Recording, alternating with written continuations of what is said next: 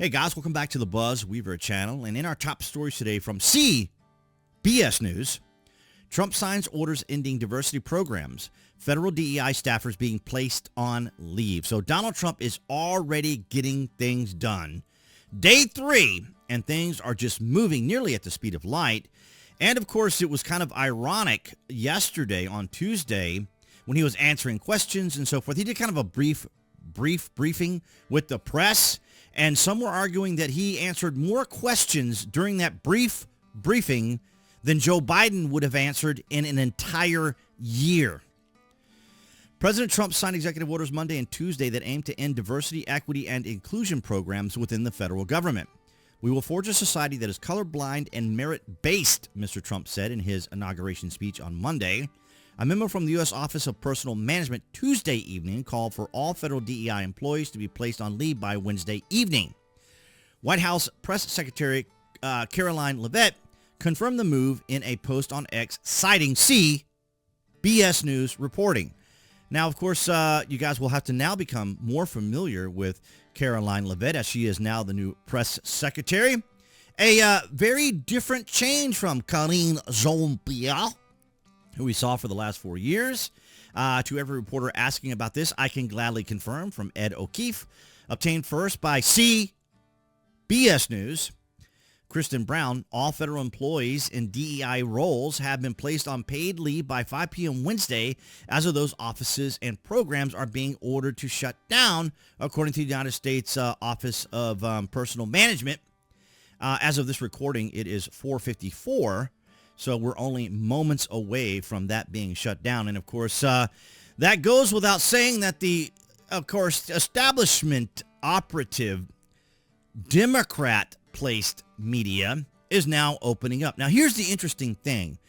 Now that we have a Republican president, we see the shift in both the media as well as Democrat pushback. Because the Republicans, like we always say, if you give the left an inch, they'll take a mile. If you give the Republicans a mile, they'll take a quarter of an inch. So here we already see the pushback. Al Sharpton claims companies axing DEI programs are trying to send black people to the back of the bus, threatens boycott. So we moved from the, levity and sophistication and identification and awareness of groups of individuals, because the Democrats, as we've always said, and this is something that I found fascinating, is that they always believed that if it wasn't for them, that minorities and others would not have advantages in the United States, as though there is some conspiracy against other Americans by other Americans to keep those Americans from being able to succeed. It's absolutely ridiculous, and this is a continuation of that mentality. Because for the last 4 years, our culture, our institutions, and our justice system was hijacked. We could only subscribe to, follow what the left was saying about this particular set of ideology, philosophy, and worldview. And if you didn't agree, you were shamed, you were ridiculed, you were called racist, you were called bigoted, you were called homophobic, you were called a conspiracy theorist, and you were essentially shut down. Okay?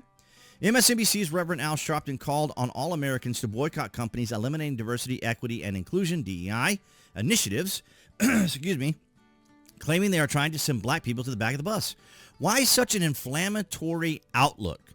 You know, they take ideas and concepts and they say, based upon our interpretation, this is what's happening. And in reality, this is just inflammatory language for them to push a narrative, for them to push the ideology, philosophy, or worldview of groups of individuals who are essentially, I guess, figuratively, hyperbole, oppressed, and that they aren't allowed opportunities like anyone else. And, you know, they're screaming about the elimination of the LGBTQ flags and these sorts of things. We're Americans. We're all Americans. We're supposed to be treated as Americans. And, you know, I'm sure all of us can find a situation or a circumstance where we've been rejected or we've had applied for jobs or things that we've done and we've not gotten them, or loans or other things. But it's very interesting how Al Sharpton is approaching this, again, trying to bring this type of ideology, philosophy, victimization mindset, victimhood mindset. Sharpton made the announcement at the Metropolitan AME Church in in Washington, D.C. during a rally in honor of Martin Luther King Jr.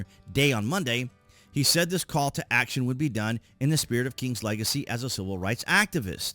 And I have no objections to Al Sharpton coming out and expressing his opinions and thoughts and concerns about DEI or the perception of DEI.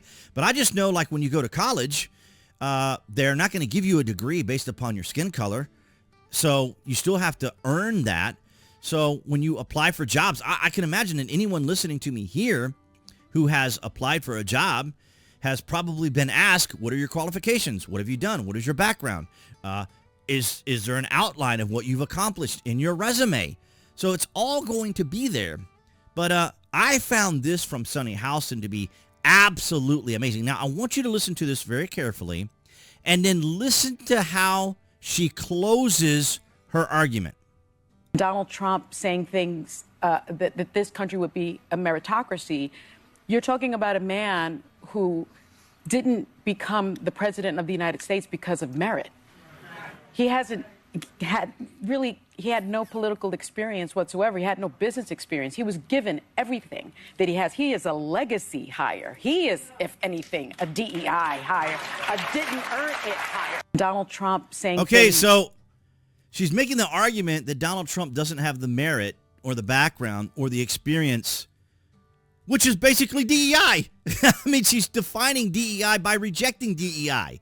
So she's trying to say that Donald Trump isn't qualified to be the president, or didn't earn it, and but yet at the same time we're supposed to believe in DEI as being some sort of equity system, right? Some sort of equity management system. And as we've always talked about here, the left always pits one group against another group. They label, they categorize, they ostracize, they alienate. And this is what they do, and yet they say that it's the right and it's others that are the ones who are divisive and dividing people. I'm not categorizing individual people based on this, that, or the other. I'm not saying one group of people shouldn't be associated or interact with another group of people, or we need to demonize and hold back and critique and limit another group of people so that another group of people can succeed. I've never had that attitude, never had that mindset. It's always been meritocracy. I mean, everything I've ever had in my life, I've had to earn. No one gave me anything, or, well, it didn't give me just things because I would just showed up and asked for them. A lot of things I had to earn, and it's been a continuing process here on YouTube. I mean, of all the things that I've had to go through on YouTube and so forth and so on, as we've experienced, and it's been proven, the censorship and other things that have been going on throughout time, as we saw specifically from Facebook, Zuckerberg having admitted it, and of course all the coverage we've done on the Department of Homeland Security and what happened on Twitter with the Twitter files and all these sorts of things. So this is no particular mystery, but I find it fascinating that Sunny Hostin, who is promoting DEI, then goes on to use a DEI outline of Donald Trump not being qualified or having the experience and other things, yet he still became president. Well, the reason he became president was because of her very outline.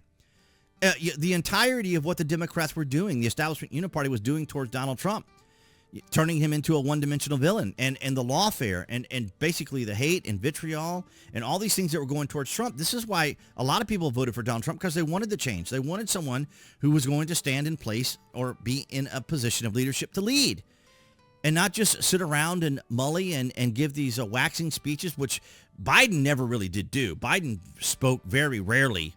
And so it was usually individuals within his administration that had to come out and try to keep the base going. And a lot of that was just attacking Donald Trump. And it was stupid. And it was one-dimensional. And it was ridiculous. But nonetheless, Sunny Hostin here trying to suggest that Donald Trump didn't earn what he has. And I find that absolutely ridiculous and reprehensible.